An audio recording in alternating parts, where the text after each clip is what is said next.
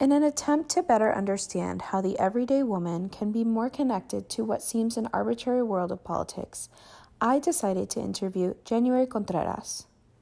January Contreras, who recently ran for Arizona Attorney General in 2018.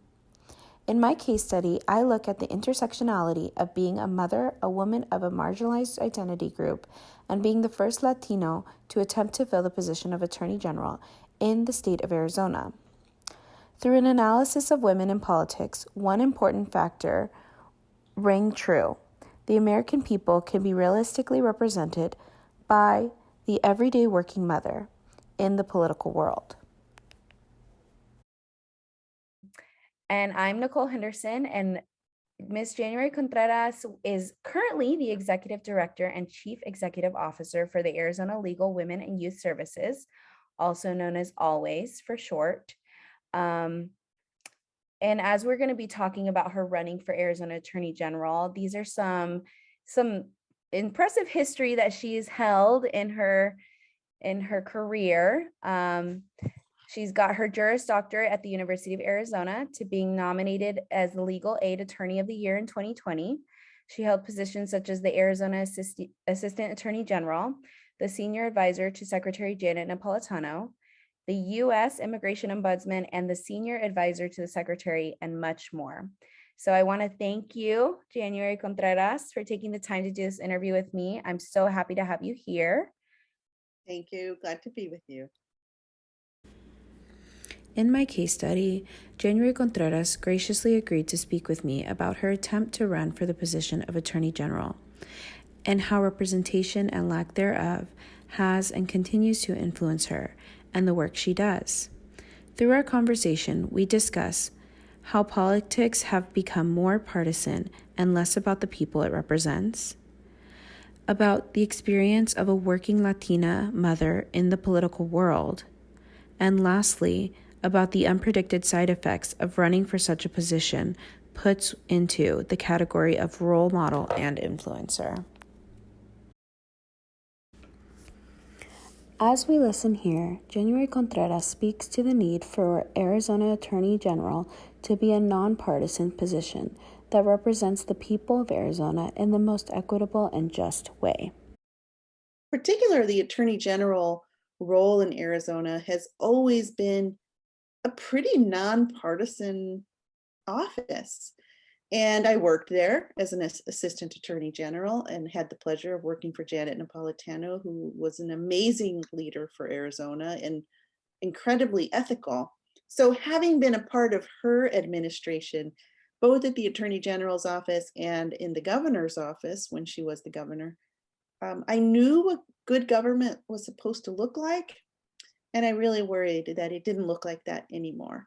So for me, running for the Attorney General position was a chance to make sure that we are protecting the constitutional rights of all people, not making political decisions with that we are bringing accountability and transparency back, and that we're protecting people. I mean, that's the main job of the Attorney General. So it was all those things that came together for someone who had never chosen to run for office before, but just feeling like I was losing too much sleep, not trying to do my part. As January Contreras is talking about here, specifically in our reading in Women in Politics by Dolan, Deckman, and Swers, quote, Trump's victory, combined with the GOP Congress attempting to pass policies that were out of step with many Democratic women voters, led to a pink wave of Democratic women candidates across the country. This is something in which January Contreras felt connected to. She felt that politics is not being represented the way that she knows it should be. That's what inspired her to run for Attorney General.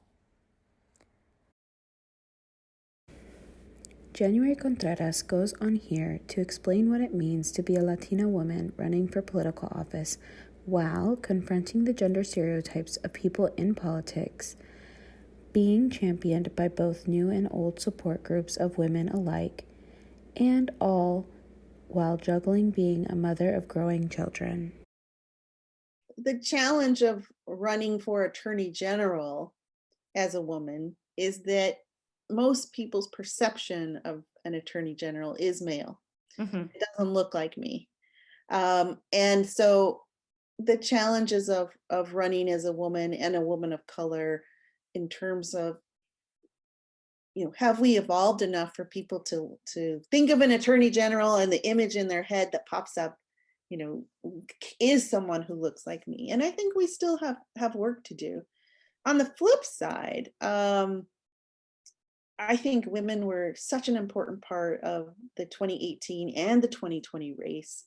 And I didn't win my race, but there were others who did in 2018 in Mhm. very close races. As mine, out of 2 million votes, mine came down to about 80,000 votes that we lost by. Amazing. Yeah. Yeah, I mean, really proud. First Latina or Latino, the first Yeah. you know, Hispanic here to win over 1 million votes in Arizona. I mean, these are how we keep moving the ball forward. Mhm. So I think it goes both ways being a woman. Especially for the attorney general race, it can be a bit of a barrier, but I appreciated so much how so many women stepped up to support the campaign, to volunteer Mhm. for the campaign, and had to be a part of what made my race so close at the end of the day. As a candidate, probably is a little different. I remember one day where, you know, right before I got on the stage with, three other, candidates and sitting attorney generals from other states, I'm texting my son, like, and Googling what happens when our beagle eats Oreos, right? And because my son was panicking because the dog had eaten some of his Oreos. And so I do think that we carry the responsibilities that we have. And so for us candidates that are moms, that doesn't go away. It sort of doesn't go into the back pocket when Right. running a campaign as it may for others. I can't speak for, you know, if that's different for male candidates. It probably is, but that was one of the things for me that was, funny, that I was just like, oh my gosh, I should be preparing for this talk I'm about to give, and I'm Googling about Oreos and beagles.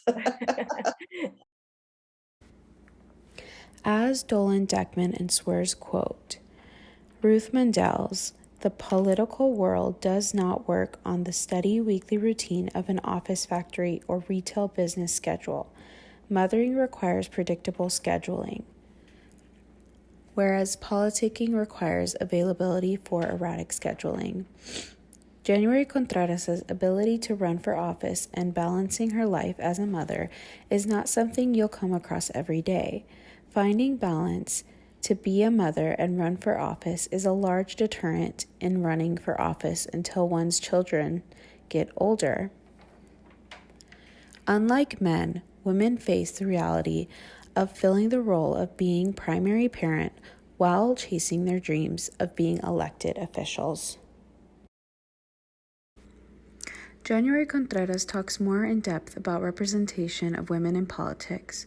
She speaks to her surprise and the ever-growing inspiration around the sisterhood that emerges within women in politics. It's been surprising to me how many other women have told me that. And it could be, someone who's older than me, maybe in their 70s, and they're just like, Mija, I was so proud of you. These are people I'm just meeting. I Mhm. prayed for you, especially, Latina older Yeah. women. Oh, I prayed for you. I just knew you were going to do it, which is so meaningful to me. Right. And younger women who have told me, you know, it was so brave what you did, and it made me get involved in politics for the very first time, and it's the first time I ever volunteered for a political campaign. um, and those things really are there. I know they're saying that my campaign inspired them, but those things are very inspiring to me, when they shared that, because yeah, you even because we didn't win the seat of Mhm. attorney general, So it's important, I think, to recognize what were the other wins of the campaign. Mhm. And I think, really engaging people and giving people a chance to have faith in government again, even though we didn't win, because Mhm. for a lot of people, that's what it was about. It Mhm. was, here's someone I believe that I can trust in government. Let's do our part for her.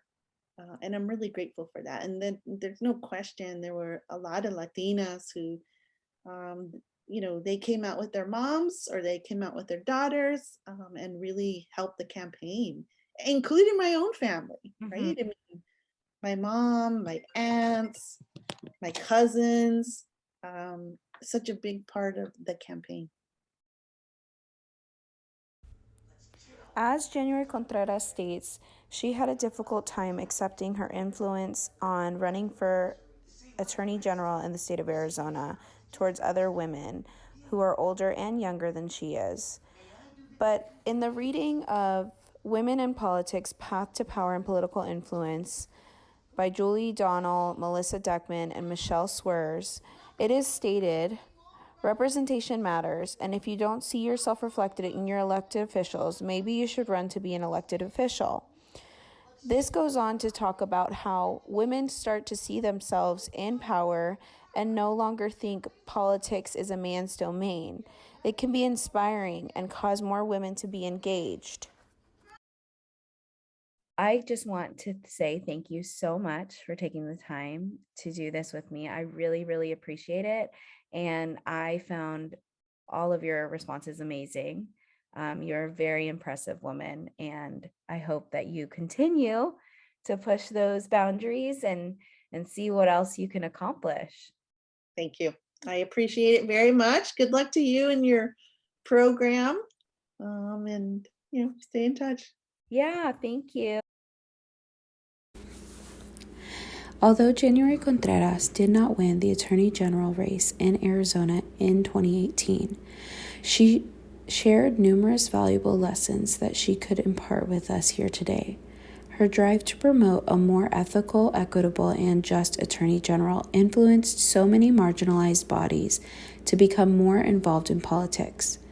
She beautifully represents a positive rhetoric that states how everyday people are not just the voters, but the ones holding positions of real change. January Contreras speaks to the topic issues of gender stereotypes, mothers in the political world, and the need for representation of women, specifically those of marginalized identities. Every person holds the power to create impactful change, and January Contreras is a prime example of how real that can be for so many who do not embody the traditional role of those in politics.